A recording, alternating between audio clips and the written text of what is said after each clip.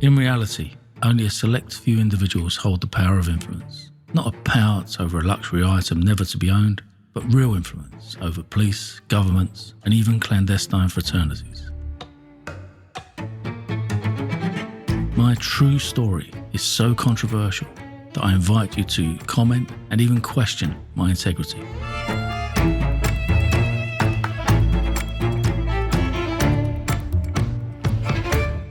Episode 17. Suited and Booted.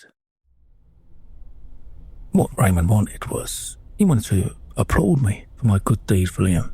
We spoke about business in prison and how it might be helpful if I took a job with the social inclusion department. Ray said that I was being helpful and seemed genuine and he'd like me to join him. I'd been in the laundry, and whilst the laundry was good to get myself clean and tidy and just looking as sharp as I could be in tracksuit bottoms, well, for a while I had my own clothes for most of it. There you go.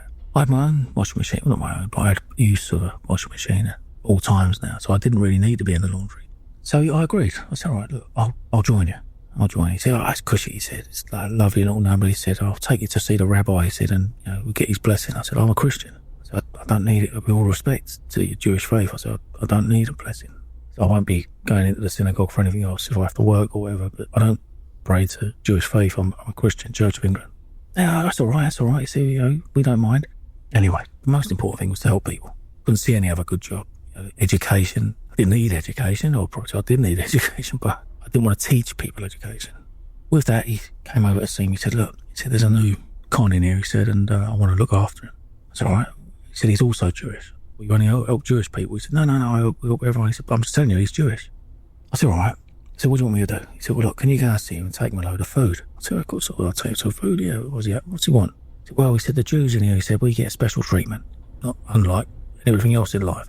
I thought, all right, here we go. Let's have a chat about that. So he said, because we're Jewish, he said, we get this kosher food. He said, you've seen the food in here, it's shit. He said, look at you. He said, you told me you fucking lost a couple of stones. It looks like you're going to lose another one. I said, yeah, but that's my choice. I said, I can get food in here, I can get anything I want in here. So I've got people coming up to me fucking want to steal out the governor's fucking fridge and give me fucking tuna or a fucking haddock. I'm not interested. Well, he said, look, just pop over and see him. I said, all right, of course I will. So anyway, got one of these ready meal kosher food, went over to see him. Oh, fucking hell. He wolfed it down before he can get his name. Just put it on the table, he just fucking ripped it apart. He fucking just grabbed me hand, showed me hand. Fuck, thank you, he said. I said, no problem, mate. I said, like, Raymond's asked me. I said, it's not all me. I said, Raymond, I'm just a messenger. I just come over here and hand you some food. Oh, I can't believe, thanks for that. He said, it's terrible in here, isn't it? I said, what is your name? Well, look, this guy's name was Billy Mumford, or Billy the Brush, and he was a prolific and well-respected art forger. Jewish, I'd already mentioned. He said, look, I want to get over. Ray's trying to get me next door to him. He said, there's a bank robber on the other side. I was in one of the big robberies, he said, and like, I want to go in return. They've got a little deal going on. You can be trusted. He said, I know that. I'll talk you straight. I said, all right, well, tell me that.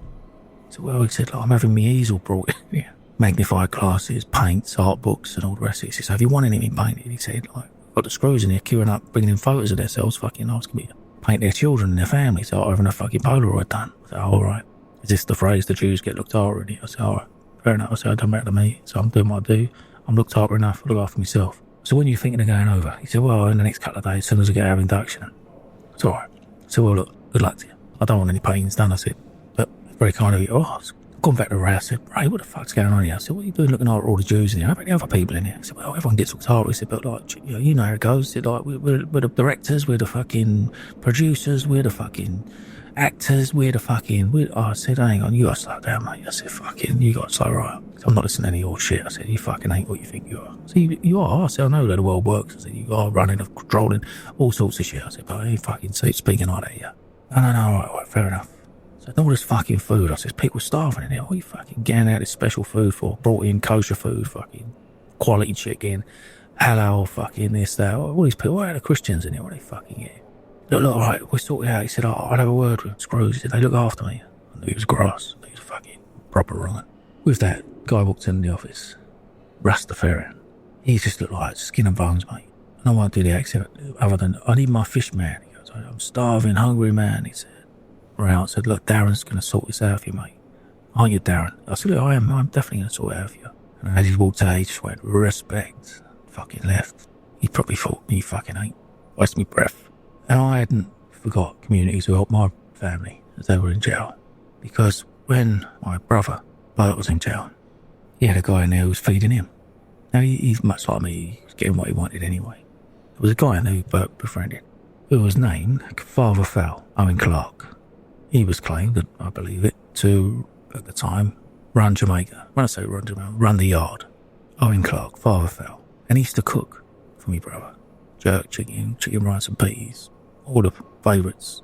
So I thought, well, you know, you've cooked for my family, so I'm going to make sure that your people get some food. And I did that. I made an app to the PPO, the Principal Prison Officer, demanding that this guy had his food and it met his dietary and religious requirements. Now the prison again wanted to deal positively with these issues of social inclusion because they were on a good hiding from this review that they were about to get. The governor at that point was going to do anything. So this Rastafarian prison, I can't think his name, he got everything he wanted. Fish, mate. As much fish as he fucking could eat. You know, I watched him put on a bit of weight. He was fucking happy and things were going well. People he was mixing with come to me and this and that, and they all got what they wanted.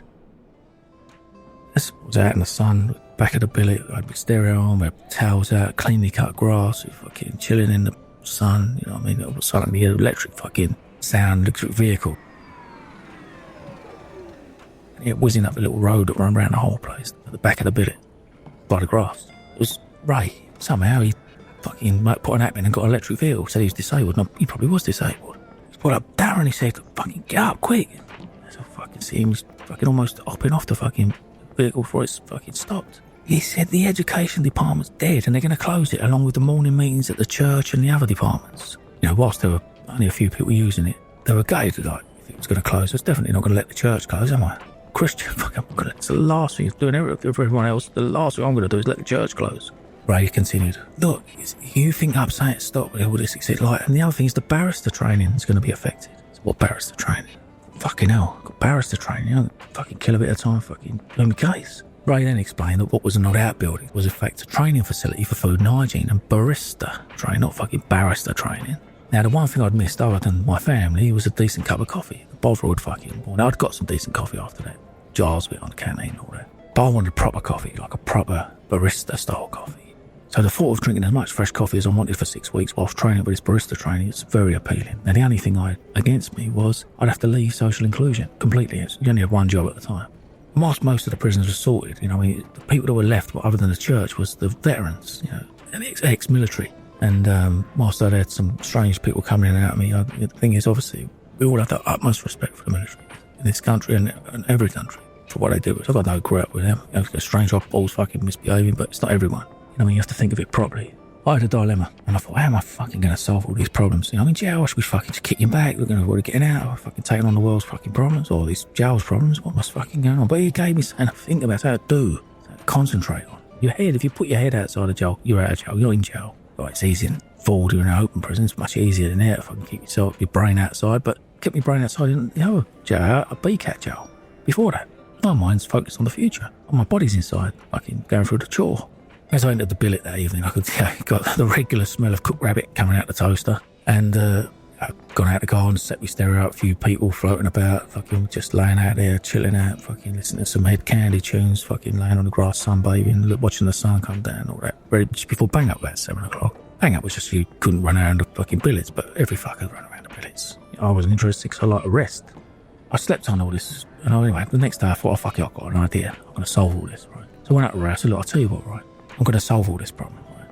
You go forward and do it. It's your right. You can have it as your idea. I don't want to fucking mess with these fucking screws, little elbow and all that. You can go fucking deliver the idea. But for me, it's the benefit of it. You can have the fucking badge if you want it. Oh, yeah, he's going to fucking raise eyes fucking lit up. See, look, I know, you know, that the prison board are going to come in and fucking make an assessment on this place and it's fucked already. It's not doing anything any different. So they can't fucking up the stars or the badges they fucking need. Governor's shitting herself, you know what I mean? She fucking can't do nothing about it. She's got no clue. I'll tell you what to do. That's it. Go to the education department and say to them that you'll give prisoners a token for each reasonable and achievable step they accomplish in their learning. It doesn't have to be a fucking degree or fucking GCSE, just a step. That step can be, you know, 8 out of 10 or 4 out of 10, it doesn't matter. Just a step. Some positive progression in their learning. I see they went on to say, that token they can take into the fucking barista canteen, which they usually only serve the screws, and they can cash it in there for a panini or a fucking cake or a can of Coke or a coffee or whatever. That will entice the prisoners to join up. That will mean an influx of fucking education. The education will be positive. The governor can bounce off it and tell them there's more people in education. And the world's starting to go around again. That's a fucking good idea. So the other thing is the church. I said, they're not going to stop getting their fucking newspapers. I said, my condition is that the Church of England, they get them fresh, everything. Not get yesterday's ones. I want the newspapers of the day. I want them fresh fucking 7 o'clock in the morning in that church. I want tea, coffee, orange juice, biscuits and all that. So when they have the meetings in the church, everyone's going to pile in there, even if it's for the food and beverages. Even if it's for that. I don't care. As long as these people are in church. Church of England. So I'm twisted up a little bit. So, all right. Yeah, okay, all right. That's the condition. And the other thing is, I'm going to give you some bad news. So to achieve everything I want to achieve, I said, I'm not going to be in the social inclusion anymore. So because there's no real need. I've dealt with everyone. I'm going to work in it. I'm going to go and train barista. I'm going to cook myself something to eat. I'm going to have a cake. I'm going to have fucking coffee. I'm going to try and have some kind of fucking normal life. Even if I'm in here. Sun's out, fucking coffee, cake, fucking sitting outside. So that's me. All right, so I'm gutted to see you go. He said, you fucking smashed it. He said, but, it is what it is. And that was it. Barista training. Went in, started wiping down tables for a couple of days. Then I was behind the counter and they're telling me, you can hear the froth as it comes. I'm thinking, I'm fucking never going to be trained well enough with that. Hearing the froth when it's right temperature and the smell and fucking 7 grams of coffee, single shots, 14 grams for a double shot. La la la, and all this, and then a test at the end where you're working. It's a proper shop, like a proper coffee shop and a canteen. And the only other thing I had fucking problem with, I had to deal with was, as I said, this place is normally for the screws. And one of the things behind my idea to get the tokens going was, yes, it's obviously to help the prisoners. Obviously, of course it was, fucking get them to eat decent for proper food. Well, it's only snacky kind of food. We had panini with bacon brie and all the rest, or tuna melt or whatever. There's no fucking melts going around anyway. But anyway, the thing. And then they had a coffee or walnut cake from M&S. It really was. It was fucking get stored down there. Fresh coffee, fucking, you can imagine. I was actually knocking up mustard, eggs and cheese, making Welsh rarebit. Because I had a grill, I was putting toast fucking back home again. You know what I mean? Put on half a stone in fucking a few weeks. Anyway, the other thing that was benefiting me, I was fucking seeing less and less screws appearing because the screws didn't want to be around the canteen while the cons were in there. Fucking, that was the goal. That was the fucking penalty. Champions League final, that was fucking in the net. Fewer screws, more cons, fucking eating well, learning something. It was all working out well. With that, we had Billy the Brush. He got on the fucking, whilst he was, painting all the way, with the screws fucking photos being handed out on the visits and all that, the larger versions going on their walls and all the rest of it. He had his glasses and his easels and his paints and his books of all the classics. Monet, all sorts of fucking painters. He was happy, but at the day he was picking waste up off the ground. He's just fucking Jewish, right? He used to come around every morning down the side of the outbuilding in the canteen where I worked, the barista training. We'd throw him a fucking bacon sandwich out. Well, he'd scuttle off, put it in his bag, scuttle off to his room, fucking hide because he didn't want to tell anyone he's Jewish. He fucking eating a bacon sandwich. Anyway, prison life, right? The other thing was, these are all small details, right? My focus is getting out. I'm just telling you a bit about jail, my jail experience. Right? It's not everyone's, far from it. I made it what it was for me and others. And, what I'd see prisoners in there leaving for what was called ROTL. ROTL, released on temporary licence. After a period of time of trust, 6-8 weeks in a VCAT, you'd put in an app for a ROTL, and depending on whether you trusted or not, you'd go home for a day, build it up over 2 days, over weekends, you go out of a day of work. And some people in there were fucking going out from 6 o'clock in the morning, come back at 10 o'clock at night. They were pretty much only sleeping at the jail. They were going out all day and then going home weekends. This upset the fucking screws no end. There's only a few of them that upset them all. Some of them were being upset so much that could turn out in Bentleys, Mercs, fucking all sorts, fucking going home on the weekends, fucking pissing everyone off. I made one last effort to ensure that as many people in the prison could have benefited from our stay there. And that was, I arranged a barbecue for Her Majesty the Queen's birthday, which was the treat that the veterans thought was impossible. But I made it happen. Then I went to a load of the black fellas in there and asked them to put together jerk chicken on the barbie and all the rest of it, which they joined up with because obviously they want to eat the real stuff. I was looking forward to my birthday, May 2012. And just before, the day before, I was called to the visiting hall. I thought, I've got a visit, fucking, that's all right, isn't it?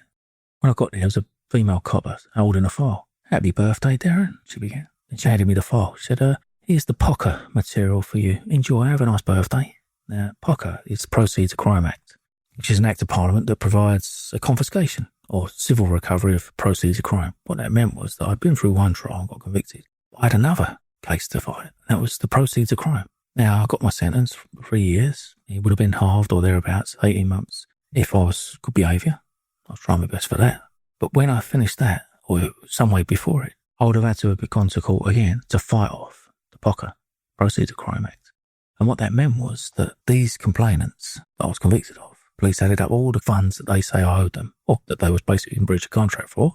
I mentioned it before, nearly £700,000, £686,663.37 exactly. That was meant for me, my company. But no, these dirty little fucking wrongers claimed it. And what they did in their claim, the POCA claim, was they said if I didn't pay them back before the end of my sentence, because of the value of what was owed, I'd serve another 5 to 10 years after serving the 3. Then reminded me that this is the motive, one of them. If it was a violent crime, if, Tara or someone or Screw had upset me, someone, Michelle, all this flirting and fucking about, the kickboxing champion, just put it on me and I fucking dealt with him, or some other cunt fucking got me in. That would have been a violent crime, I'd have done me burden, been out. No, with this financial element, just lingers on, just fucking goes on and on and on. Day before my birthday, that weren't the thing, birthdays are birthdays, aren't they? But like, these dirty little cunts, this is what they're up to. Anyway, went back in my rows, went through the page, and I think, fucking hell.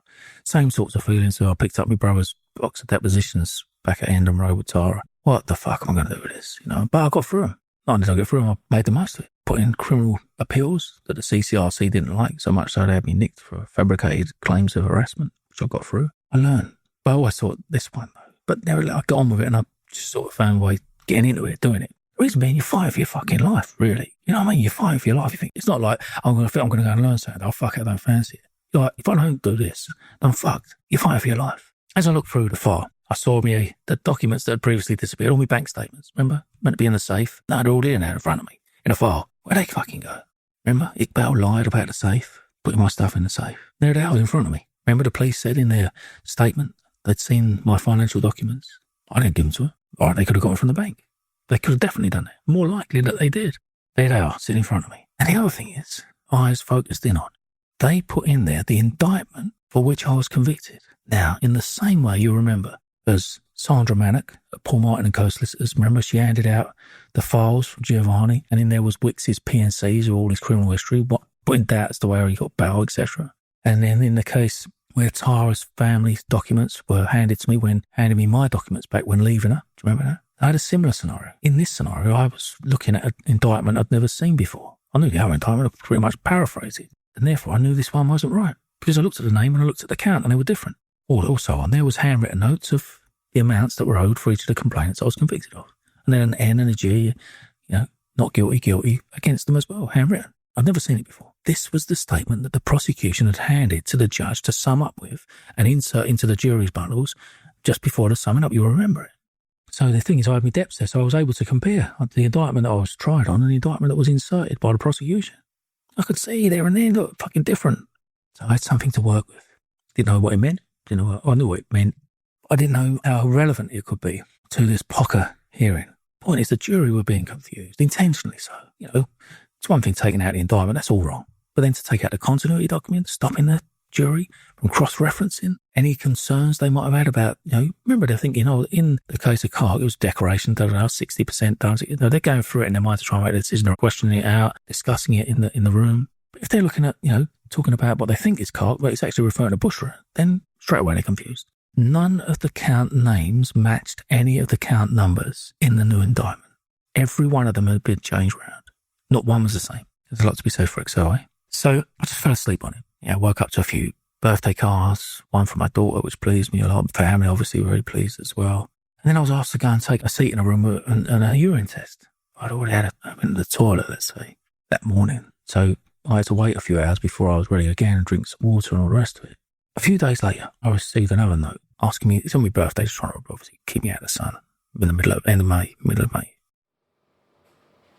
So I was asked to call another office, but this is where I sat down and started talking to the solicitor. Because my case was different, this case, POCA, Proceeds of Crime Act, was different from my trial. I had legal aid, and therefore I could choose my solicitor that concentrated on this particular area of law. So I called a local solicitor's firm out who dealt with these sort of things, and had a visit and started discussing it with them.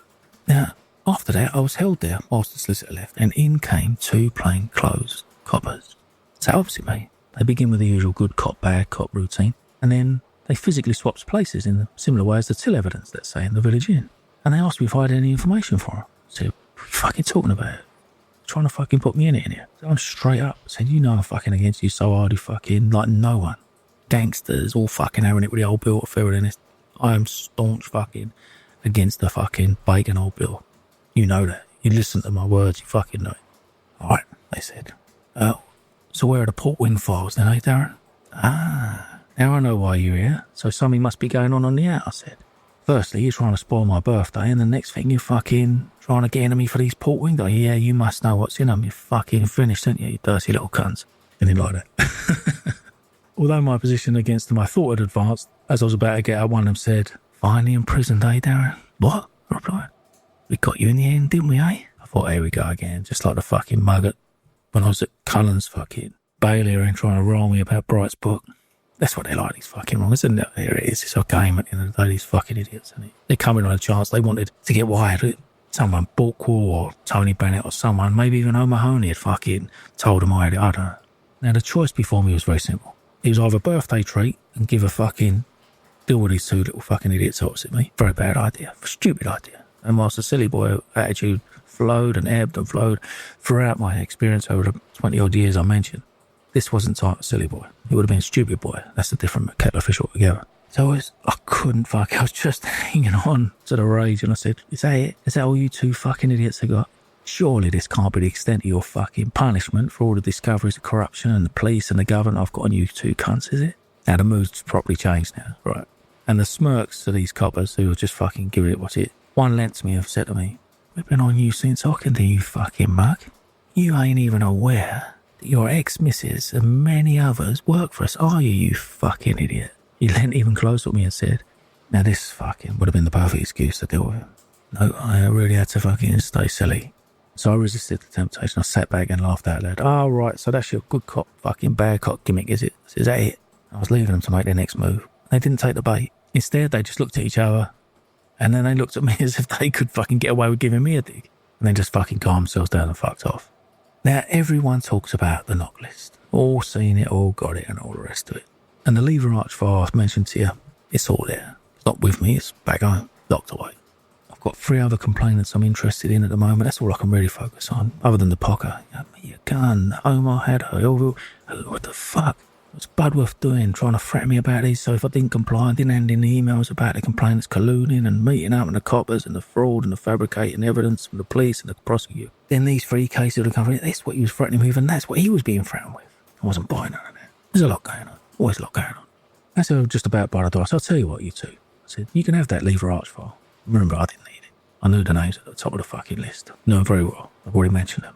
The worry for me was that they were going to fucking leave me and go around my house and fucking rip it apart and take the rest of the stuff I had on it, which is more important than the knock list. That's the stuff I've already mentioned to you. Moving around the metal detectors in the ports and all that stuff. Yeah, that stuff.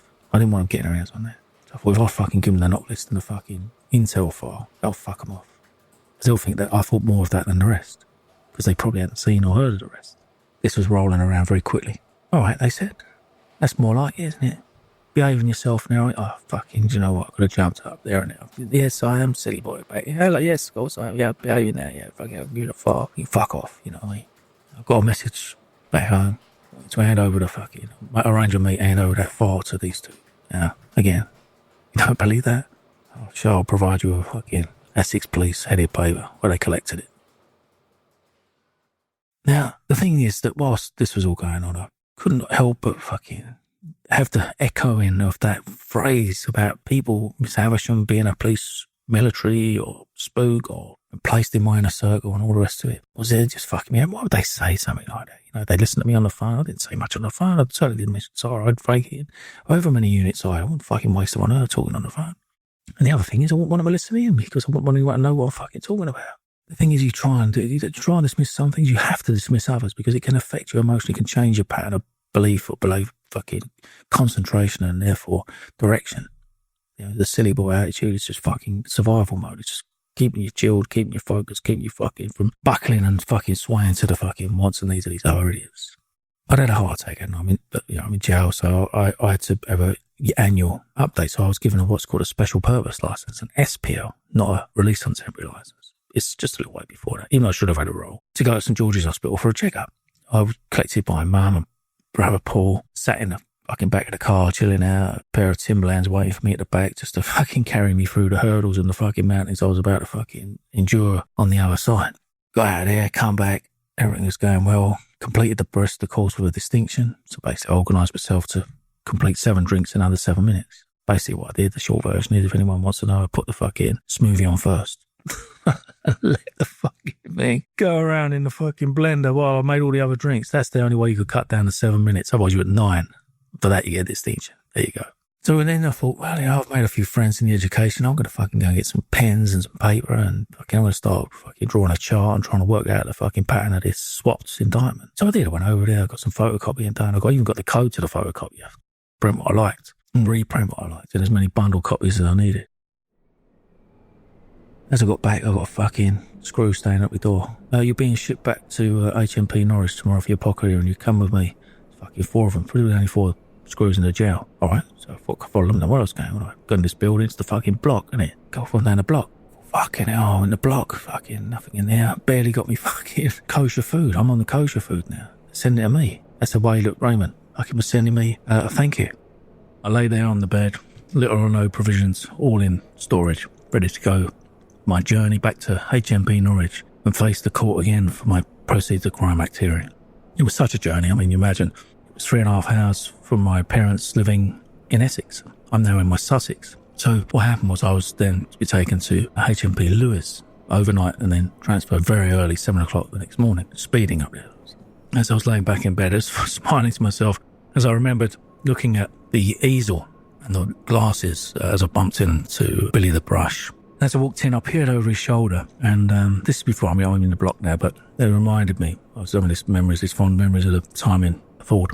And as I peered over his shoulder, I could see what I thought was like a mess, like a lot of blobs of rubbish. It didn't look so much like rubbish as I sort of went a little further. It actually looked quite appealing in a bizarre way. It was dots and dashes and splashes of paint and colour. But what was even stranger than that was that Billy the Brush was copying a book that he'd had sent in. He was actually copying a book of dots and dashes and splashes to the nth degree. So much so the brush stroke, the type of paint, the canvas, an old canvas that was, in storage, paper storage, I was told, brought out for the time and date and type. And then, this is an art forger. What he was creating was a load of Pollocks. Jackson Pollock, the artist. I still a load of bollocks in jail. This was a load of Pollocks. And it opened my eyes to modern art. I actually really liked the painting. And it made me think of painting and art and something that I enjoyed and to pursue the things I enjoyed. Tennis was one, art was another. There were a few things, family all that standard, but the things I wanted to do that I hadn't done for a long time.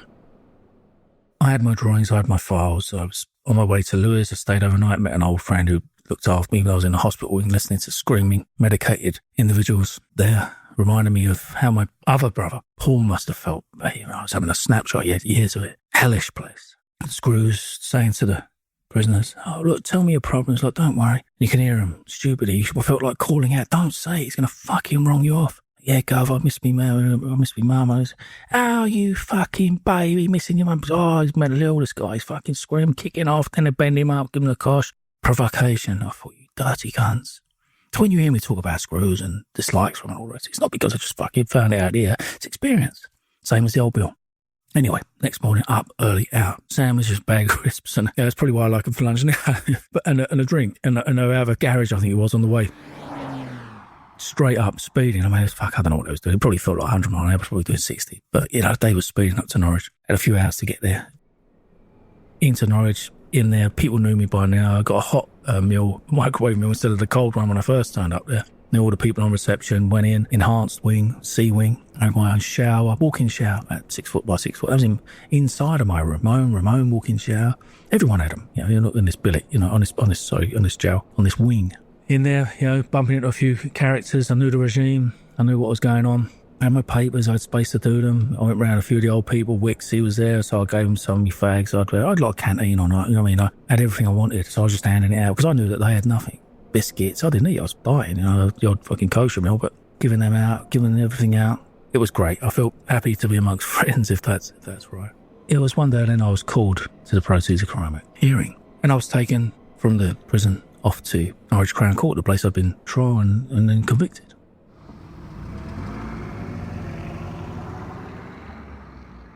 As I arrived there, I was in a very large cell.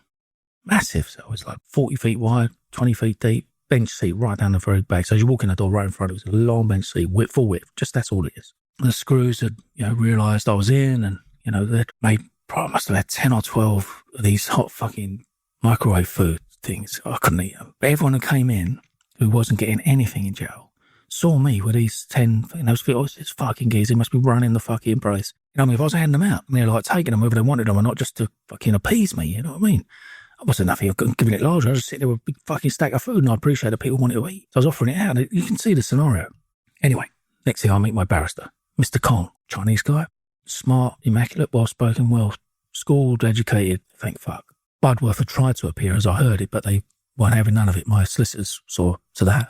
Perhaps they wanted a bit more legal aid money, or perhaps the divorce was costing a little more. I got that. I had enough of that. Called him over, and we sat down. I said, look, this is the thing.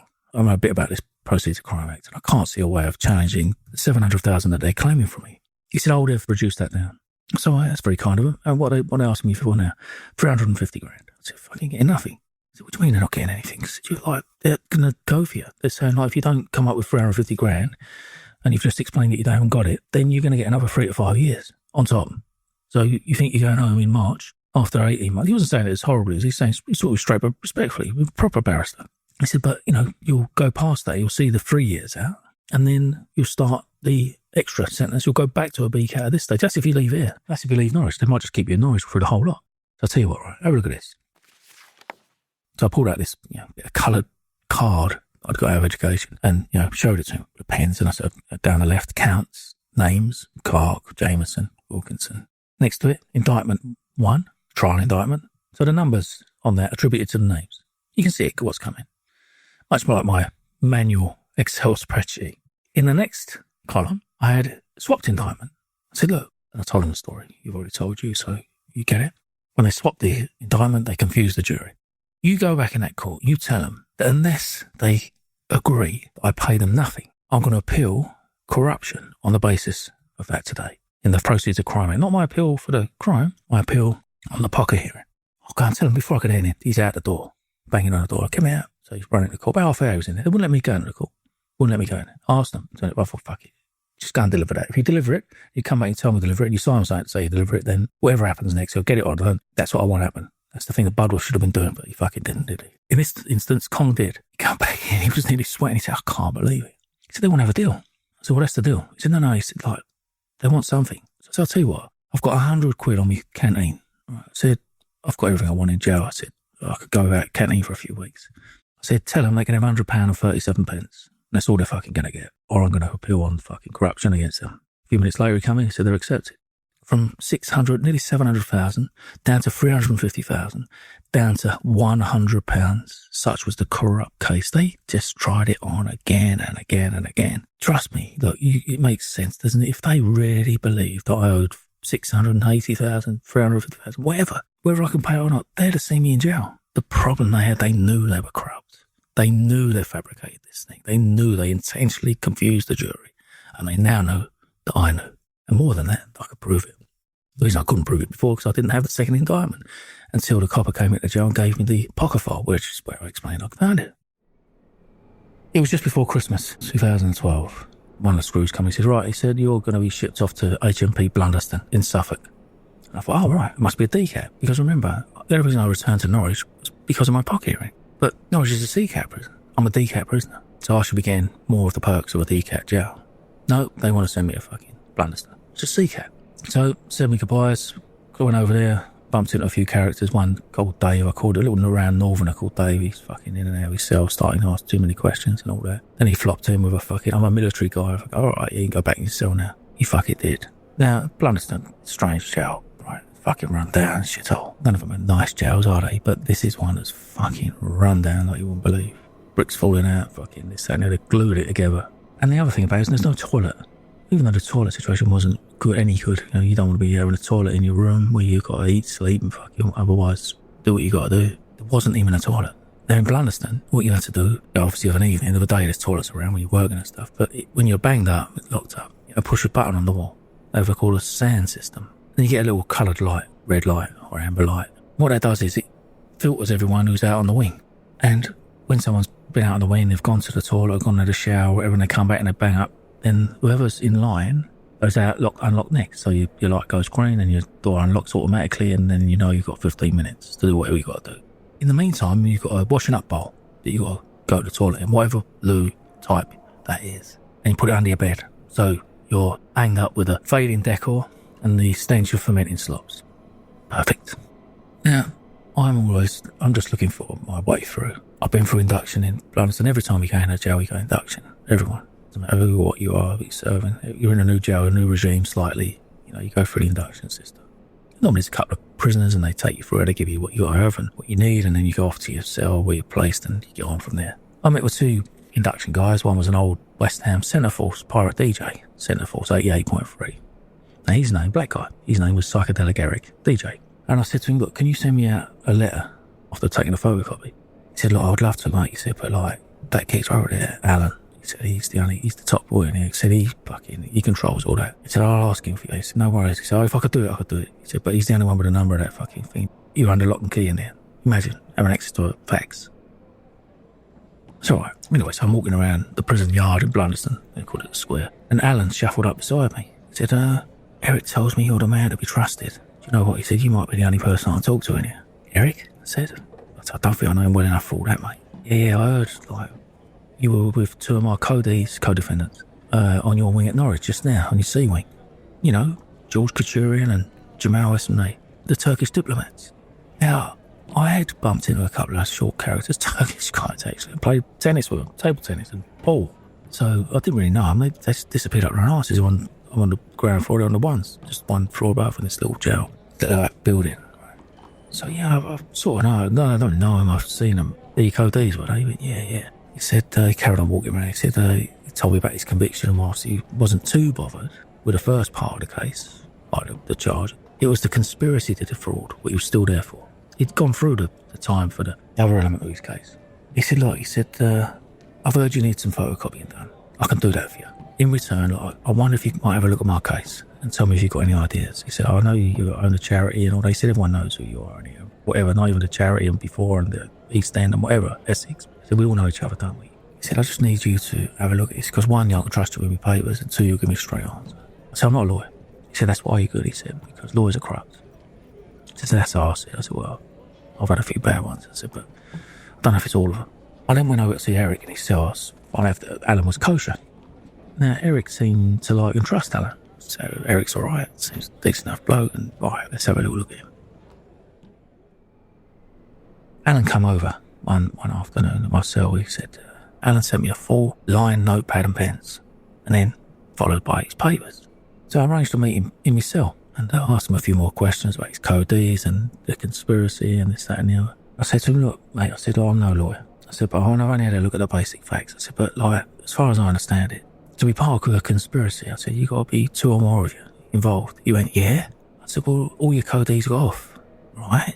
I said, well, how can you be on a conspiracy on your own? Fucking hell, he said. Fucking hell. Oh, he was near tears. He said, look, he said, you won't know this, he said, but obviously my motive for getting out is what it is. He said, but my wife, I married her only a few years before coming in. He said, she's younger than me, she's beautiful. And all the young blokes at work are chatting her up and asking, I said, but why is she telling you that, mate? I said, you fucking don't need that binner. Fuck her off. Don't need that shit. I said, you're in jail. She should fucking know not to say shit, things like that. Yeah, fuck her off. What's the matter with you? He was too far gone, you know what I mean? No. He said, I love her. He said, I should go on the phone her right now and tell her I've got hope. I said, well, hang on a minute. I said, I just said, you're on your own. He said, no, but it makes sense, doesn't it?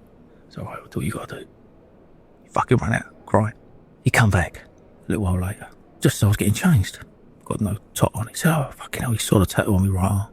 So pulled my shirt down, fucking pulled up a chair, sat up the room, I sat on my bed and leaned forward. I said, look, how can I help? What can I do? I've said that. Is there anything else I can do? He said, look, I know what that means, mate. Pointing to the top of my right arm. I said, yeah, I know, so do I, because I do it, so because of custom, my fucking business. No. He said, that's the Great Seal of the USA, in honour of the fact there were 13 states and da-da-da and this and that. Fucking the 32 wings corresponds with the Scottish Rite and the fucking... So hang on a minute. Yam Chawad, meaning together in unity. He's fucking rattling off Psalm 113. Behold how good the pleasant for the brethren. Well, fucking... Hang on. The Tower Feathers, all 9 of them, and da-da-da, the York Rite. And I'm like, fuck it. Mate, I'm not a Mason. You slow down there. Enough already.